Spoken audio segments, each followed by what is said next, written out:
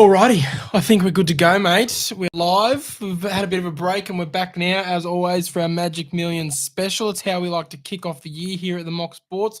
Then we go back into the barn for a little quick spell before we come out fresh for autumn. So, Cashy, joined by Nicko as always, mate. How are you? Yeah, doing all right. Had a good Christian New Year. Good break. How about you, mate? Good Christian, good New Year. Yeah, good Chrissy, good New Year. The family were in town, so it was a nice, harmless one in Sydney. Didn't do anything really special, but the main question on everyone's lips is how's your body holding up after yesterday? For those of you who don't know, Nicko completed his spring punishment, the 24 hours in Maccas challenge. Take us through it a bit, mate. The strategy, how it went, what times? Yeah, I don't feel great, but I got there at 8 o'clock yesterday morning. There's a video coming out that you'll see, and started off and tried to eat as much as I can early. So I got 5 out of the way early. You came over, and one of my mates came over by about lunchtime. I think I got 2 more done. So I was at 7 by about 1 o'clock, and I chilled out, and then I was like, I'll wait till about 5:30, and then just try and smash it all. And then one of my mates is working there, so he helped me out, got me sorted, and I knew what I had to eat. I think I had a McChicken. I had to eat one like big burger, which was the McChicken, which isn't that bad in the end. McChicken, and then I had to eat the chicken and cheese, and then I had 3 hamburgers left and a double cheeseburger, and I could leave if I ate all of them. If not, I'd have to wait 1 hour. If I ate only the hamburgers, I couldn't get the double cheese down, so I just ate the first hamburger, and then I ate the next 2 over the next hour, and then left at 7 o'clock. So I was there for 11 hours, 13 burgers eaten. But Rough, man. yeah, I don't feel great. Rough. So, but it's all part of it. So, but I think, yeah, we'll have to work out our next punishment. It'll be different, I'm sure. But yeah, we might stick away from the eating challenges for the next one. Maybe we'll just do the old lose by, run by, or maybe even something else. But we'll stick away from the eating for a couple of punishments in the near future. Maybe next year we can have another hack, because, mate, when I came and saw you 6 in, 7 in, you looked dead then. I can't imagine what it must have felt like to get the next 7 down. Yeah, I think the worst bit is like I love to have a coffee, and coffee like suppresses your hunger a bit. So I couldn't have my coffee, so I was tired. Like I didn't feel as alert as I normally would with a coffee. Like I'm literally drinking one right now. So it's a bit different, but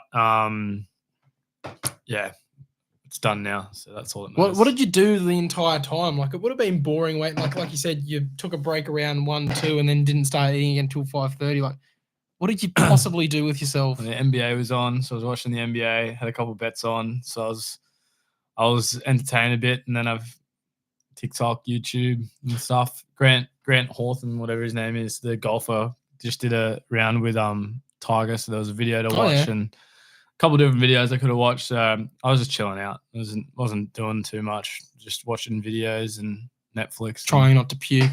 No, I didn't feel that bad, but it was all right. It was just fitting it in. Didn't get too sick. It was just like I could just feel how bad that shit is for you. I feel so bad today. Arteries a bit clogged.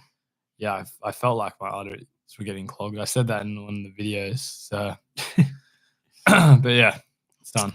Oh, it's done. Punishment has been served. We wait to see who loses the autumn tip-off to face the next punishment. So yeah, guys, that'll be up on YouTube soon, as well as out on our Instagram and TikTok, little snippets of Nicko's day at McDonald's.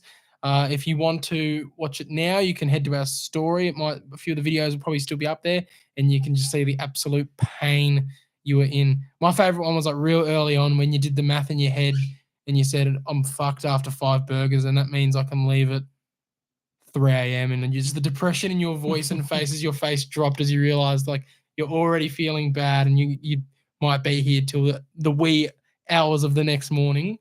I felt pretty bad for you, mate, but just win next time, I guess. Yeah, good one, mate. Good one. In other mock news, before we get really into the Magic Millions race day, you'll see both of us on YouTube. We're modeling our new hats. We've finally got a hold of a supplier that can get us some dad hats made up. So those should be on sale, hopefully within the next month. We've got to get our act sorted, get a little photo shoot going, get the website up and running. And then we'll put them up for some pre-orders. So you'll be able to pre-order them, and then hopefully they're at your door 2-3 weeks later. And hopefully by the time, slipper season rolls around, you can head to the track in your own very Maccas Sports hat. But other than that, mate, let's just chat all things Magic Millions. Yeah, we probably got one more thing as well. Some exciting news, which we can probably start revealing.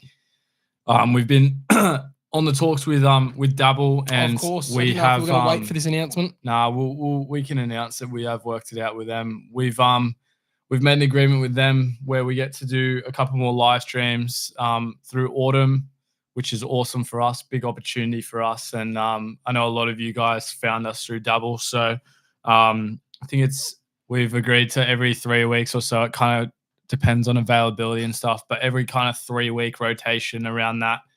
On a Saturday, we'll be doing a one hour, I think, live stream on the horse racing and stuff like that. And big opportunity for us, which is awesome. They're doing some cool things over there with their different things they're releasing, which is cool. So, but big thanks to them, and it's cool to announce that after our massive spring, thanks to you guys, we're getting opportunities like this as well. So yeah, you get to punt with us live. The big thing as well, they have Quaddies now. So later when we read out our Quaddie numbers, you will actually be able to copy it on Dabble. Yeah, saves from now a piece on. of time. So saves us, some people text us going, oh, remind me of the numbers, remind me of the horses. No need anymore. You can go straight to our Dabble profile, use the code MOCSports when signing up to let them know we sent you. Obviously, gamble responsibly and set a deposit limit when you do so, but you can head straight to the profile and just click copy, and your Quaddie is there for you to put as much on as you would like. Yep. But yeah, mate, so Magic Millions. Wow, we were there this time last year. We were doing this live from the Magic Millions yard. As much as I was sad that we were missing it this year, we might head up again next year. Maybe it'll be a every 2 year sort of thing. But in the end, in hindsight, it's kind of worked out for the best. What a drama that has happened in Gold Coast in the last couple of weeks. Yeah, I don't know if there's any real point in us going back. We kind of experienced it, and it was kind of a lot of sitting around. It wasn't. I personally think that it was all right. Like, we got a lot out of it and stuff and learnt a lot. But now that we've kind of learnt it and seen it, there's not much we can do out of it. We'd get the same kind of content unless we went up to more trainers and stuff. Certainly willing to go for the racing side of things rather than for the whole. We were there for a week and a half or just a week? Yeah, a week. I just don't see I'd rather go somewhere else, like go down to Melbourne for a big carnival or something than to go up to Gold Coast for the Magic Million. It was just a bit let down in the end, I thought. But yeah, there has been some dramas of track change or whatever it is. Was it? It was yeah. So the whole sabotage, or did they fuck up, or was it sabotaged? They still won't reveal it. I think they fucked up and they just don't want to mention it. But yeah, that square in the turn is all of a sudden dead and poisoned. They have to move the very first ever meeting they were going to have under light. Well, not the first meeting under lights, the very first big race meeting under lights. All of a sudden had to get moved to the Sunshine Coast. Instead, they'd booked all of these big activations and music guests to perform, and they ended up performing to like 10 people in the crowd because they still said, oh yeah, come down and we'll just watch the races on the big screen. But obviously no one really wanted to go do that. But Sunshine Coast was able to hold the sunlight, which was taken out by Private Harry. Shout out to the Corinda boys. Shout out to Nathan Doyle. But yeah, they're going ahead tomorrow on the Gold Coast, but it's going to be wet, wet, wet, according to all of the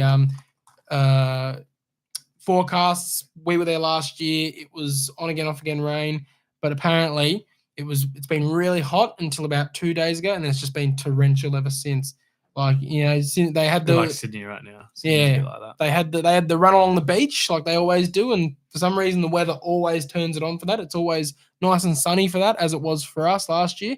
And then that afternoon it hasn't stopped raining. So definitely going to be looking for some wet tracker horses, and it's going to be interesting to see how that track plays out, considering it's brand new grass that they've laid in the last week.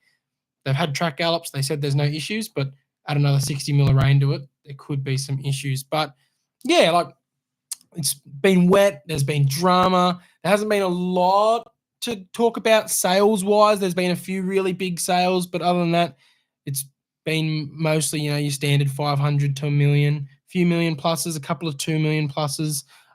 Yeah, I reckon maybe next year make a long weekend out of it instead of be there for the whole week. I'd like to see maybe a few of Anamo's kids go through the ring, see how much they go for.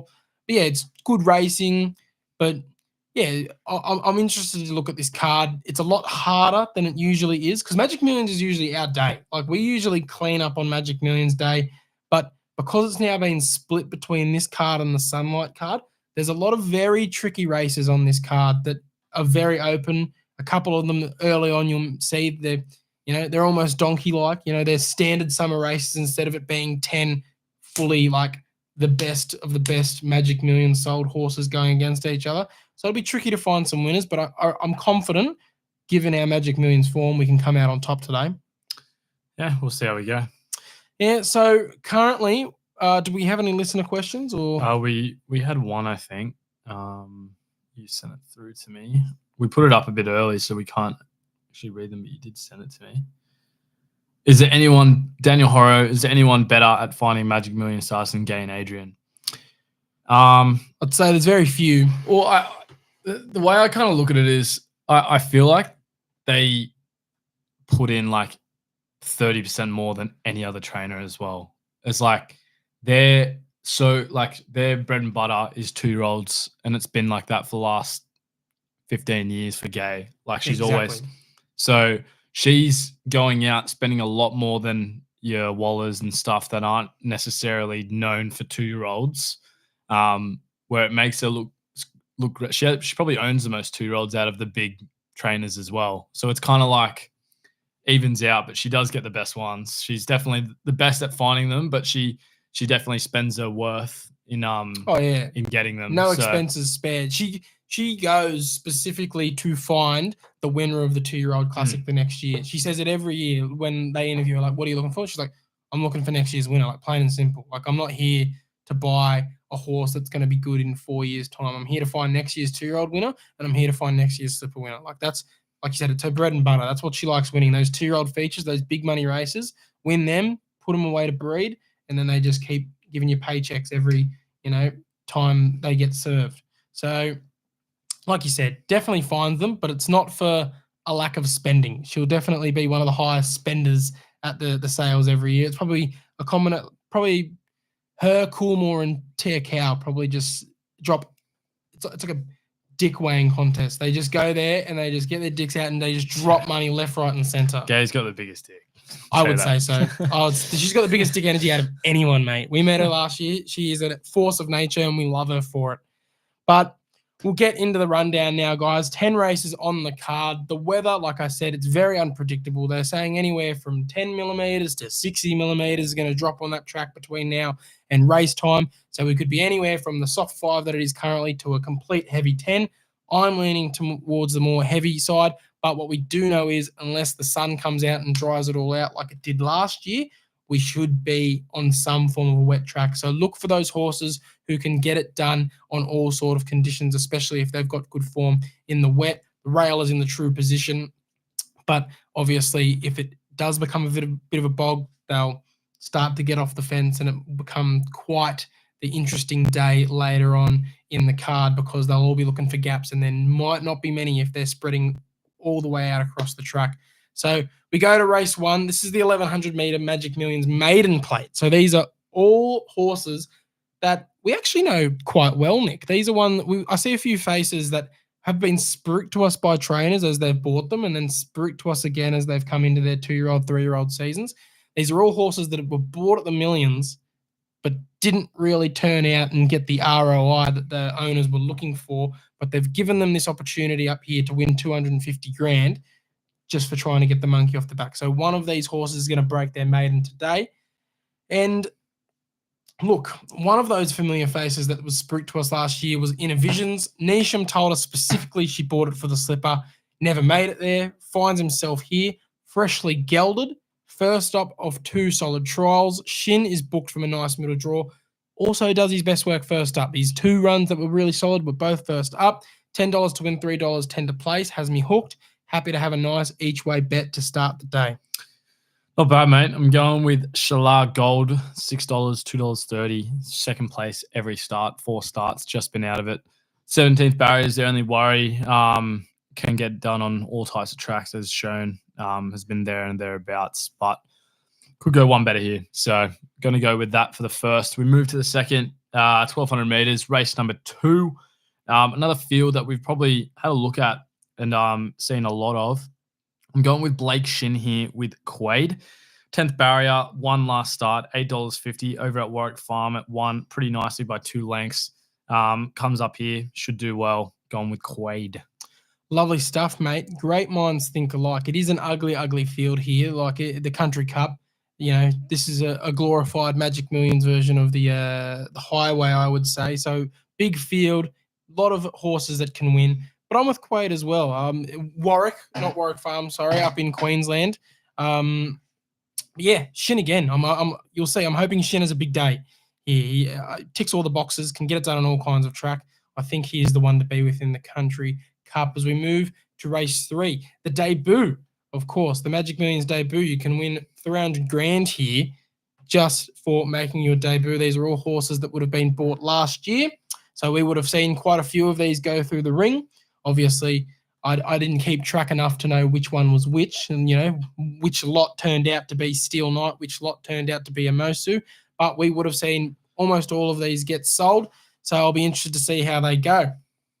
You really got to go off feel here, punters, because it's all down to who has the best bloodlines, who has the best setup, who has the best trainer, and who's had the best trials. Sayatana out of the Waterhouse and Bot Camp, it's out of Written Tycoon. You know it's going to be ready to go. So that catches my eye, especially at $12. If it wins, I'm going to kick myself because I haven't sided with it here, but I definitely respect a bet on it. You can't let a Waterhouse horse go through at $12 in a race like this without at least including it in your exotics. But I'm going to take Darn Hot Lady. Same sire as Broadsiding, 2 Darn Hot. Also same sire as 2 Darn Lizzie, who won this race last year. I'm a big 2 Darn Hot guy. Fantastic sire for 2-year-olds. Craig Williams on board here. Hopefully this sire can produce another winner with this colt. This girl. Darn Hot Lady. I hope at $6.50 win, $2.20. Darn Hot Lady can get it done. I'm going with your Saitara, whatever it is. $14, $3.75. Can't have a price like that for a Gay Waterhouse 2-year-old. I think they're kind of just sending it here, though, maybe potentially, but hasn't been too bad in the trials, come second twice. So, but there's a bit of a dartboard here, guys. I'd watch it closely, see who runs well, because you might be able to snag a winner down the line. But this one's a pretty hard one, but I can't discount Gay Waterhouse. As we move to race number 4 and go to 2,200 meters here. Your favorites, Belvedere Boys, and I've got to be with it. Proved it here and here again. There's one up in Gold Coast, up at Eagle Farm, in Queensland. And yeah, doing well, $3.90. It's one that we followed pretty closely. Blake Shin's obviously one of the top jockeys in the world. Can you get it done here? $3.90 for me. Yeah, look, I'm with you. Belvedere Boys, he's one of the very few I'm with confidence on a day that they're just confidence is lacking. So that's saying something. There's only about 2 or 3 horses that I'm actually real keen on in this meeting, and Belvedere Boys is one of them. He's got Sydney form. He's got Shin on board. He's just a stayer. He has absolutely jumped out of his skin this prep. He'll stay all day. He swims. He's one of those ones where I just think he's favourite for a reason. Hopefully he runs like it, and he should take this out if he brings his best. We move to race 5, 1,300 meters. Who runs the world? Girls. Okay, this is for the fillies and mares. It's a few that are in really nice form here, and a few that actually have, Group 1 form lines. Revolutionary Miss is one of them that I spot there.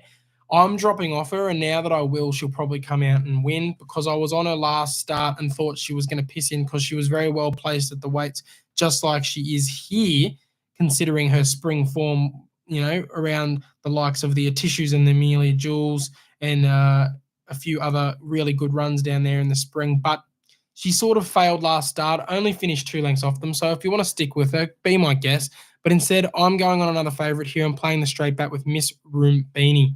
Okay, has some really good form around some talented Melbourne horses when it comes to the summer sort of thing. So while Revolutionary Miss has some spring form, Roombini probably has the best form in this race from a summer point of view. A little short at $3.10. She's well found. I wouldn't be loading her, but I have to have her on top here at $3.10. I'm going Anahita. Waller, McElvoy, good form on the heavy track. Probably hasn't been there or thereabouts in the last couple races that it's run, but I'll give it a chance here. 17th barrier, a bit of a worry as always. Absolutely flew home last start. Yeah, though, did well up in Queensland as well at 100-1. It was paying as well. So $9.50 here for the fillies and mares as we move to race number 6, 1200 meter. I really like this race, mate. I think it's a good one to watch. Again, I feel like to this day is traditionally, I know we've done well, but I love watching this because it kind of sets the tone for autumn for a lot of horses, and you can kind of play a lot of form lines out of this day. And I think Hard to Say is one that you really need to watch here, but I'm going to go with Zarastro. $10 and $3 for a place.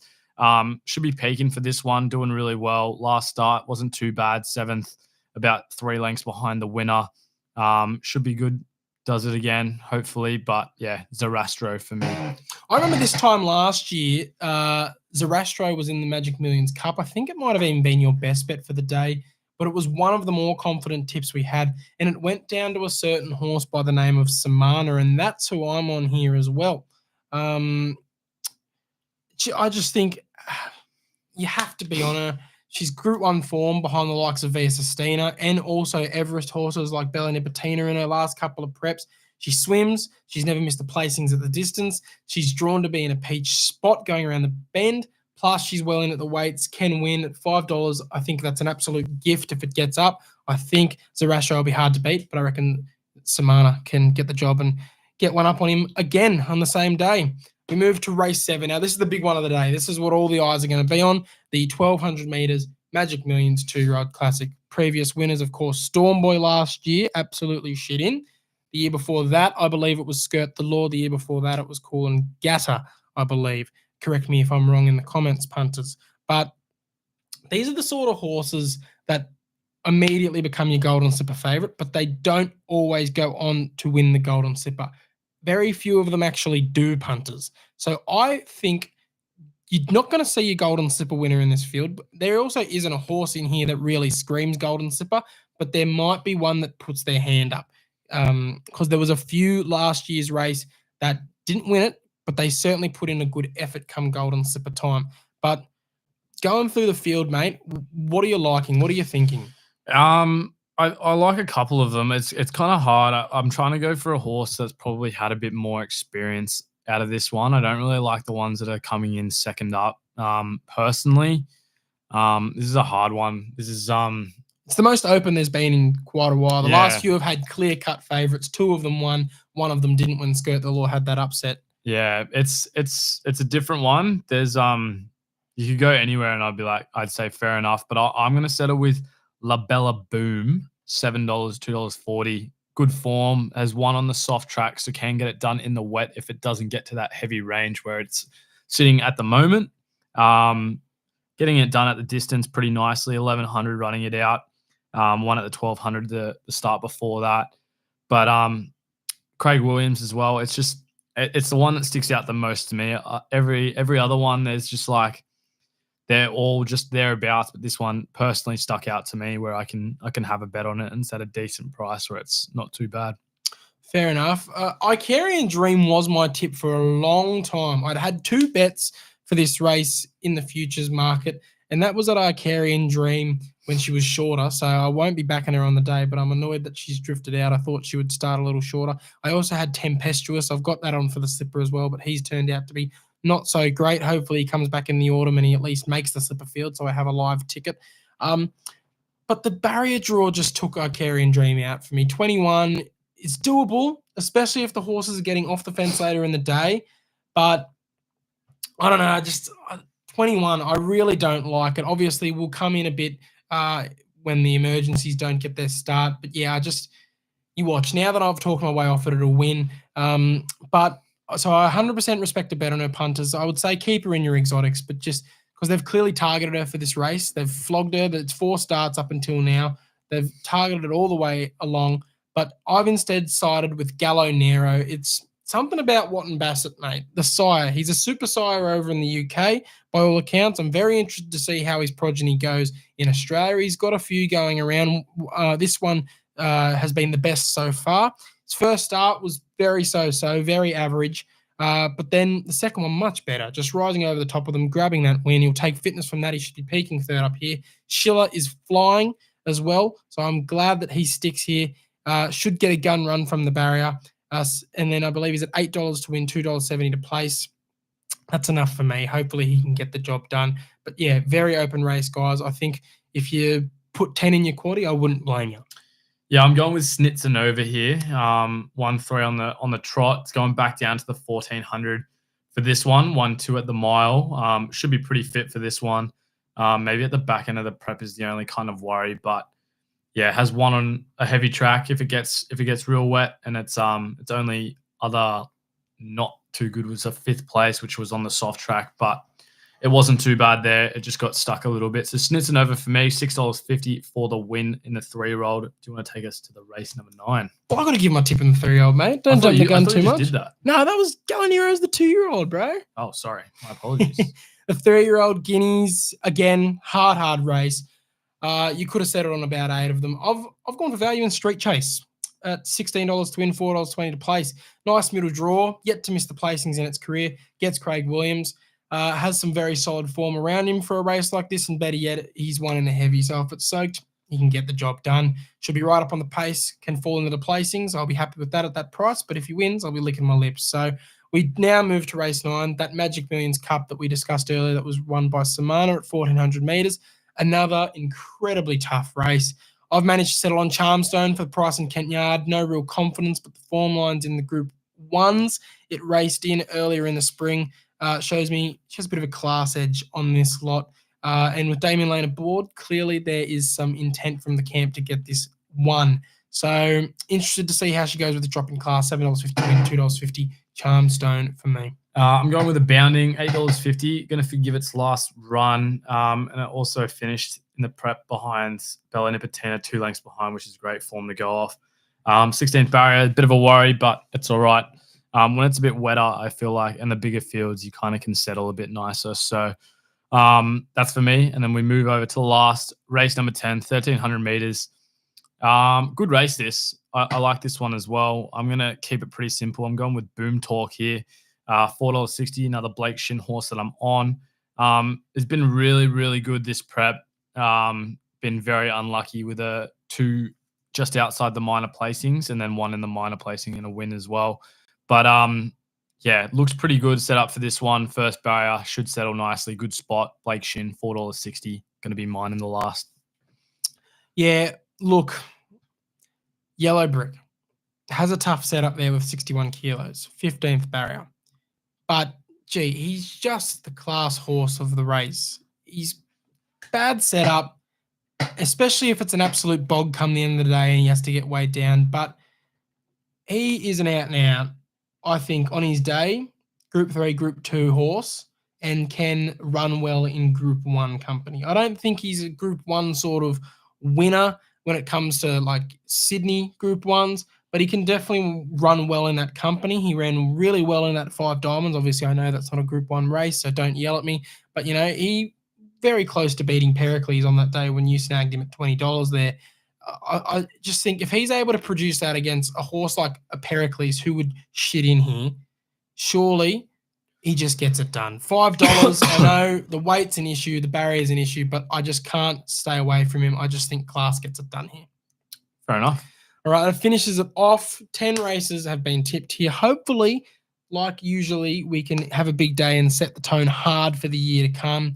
Have you found anything away from Gold Coast? I know I haven't, because all sort of attention heads to Gold Coast. There's nothing really that gets me up and about around the country, but you might have found some. I've just got one down in Flemington, race number 9, the favourite, Le Zebra, $3.20, benchmark 84, the 1,600 with Jamie Carr on. That's my only around the grounds, like you said. And the punting's been pretty average lately, guys. So we've kind of stood. Summer cannot end soon enough. The last few years have been somewhat okay, but it's been almost unbettable the last few weeks. Yeah. Since spring ended, we've been pretty unlucky with even NBA and stuff and BBL and different things, but we'll come back, especially when footy starts back. We know that's our bread and butter. That's the money maker. So we'll get back onto that. And then obviously autumn as well. We can hopefully tip some winners there. But that's my around the ground. We'll do you want to take it to the Quaddie? Of course, yeah, like I said, can be copied now on Dabble. So head to our profile there and you can just press copy and it'll be straight in. Just skip this bit if you don't want to listen to it. It'll be on our profile and you can do it. But we'll read it out if you guys want to put it on a different bookie. So for race 7, the 2-year-old classic, we've got Gallinero, my tip, Nick's tip, Labella Boom, Memo, and then Invincible Women. We're leaving Icarian Dream out and we're hoping our theory about the barrier stays true. 2, 9, 10, 13. We've got Snitsanova, Street Chase, Arriving Home, and Tuileries the favourite in the 3-year-old Guineas, 6, 9, 17, 18. We've got a Bounding, Moravia, Charmstone, and Redford in race 9 there, 2, 5, 6, 19. And then in the last, we've got my tip, Yellow Brick, Nick's tip, Boom Talk, and then Sefrado and Hidden Wealth, 1, 2, 3, 6. As always, as the mock quaddies do, $50 will get you 19.5%. Mate, if you're having one bet around the country, I presume it's going to be on the Gold Coast. What's your best bet of the day? I think it's going to be Belvedere Boys for me. It's set up really nicely for this one. We've followed it. It's been winning pretty easily in the last couple of months. $3.90. It's going to be my best. There's not a lot that I'm really confident in, but that's probably the one that I'm the most confident in. I don't blame you, mate. That was going to be my best bet, but I have one as a backup. I had Samana as well. Samana and Belvedere Boys are the only 2 horses on the day that I'm backing with actual confidence. I think Samana just gets the job done there at $5. It's a very nice price for a best bet as well. So hopefully we sweep them. Belvedere Boys into Samana. That'll be a very nice multi. That'll be up on Dabble as well. And yeah, hopefully we just set the tone for the year to come. You're going for 3 straight best bets. I haven't found one in God knows how long. I just keep running second and third and sometimes dead last as well. I'm really good at finding a horse that drifts into like $2.30 and then doesn't even run a place. But hopefully we set the tone nice and hard. 100%. Well, that brings us to the end. Yes, like we said, guys, this is the last time you'll hear us previewing the races until English Millennium Day, which is the first week of February, I believe, and then we'll be with you all autumn long, headed into slipper season, headed into championship season. And then we'll have plenty of content coming in the next few months as well on the socials. So keep an eye out for that. 100%. Thanks for listening, guys. If you did, like we said, we'll be on Dabble in the early weeks of February as well. So wait out for then. If not, we'll be betting on there until then. And then hopefully we can bring some more stuff coming through winter as well. So thanks a lot. Appreciate you guys. Good to be back for a little snippet. But yeah, we go back for another couple of weeks off here. So enjoy, good luck, and we'll see you next time.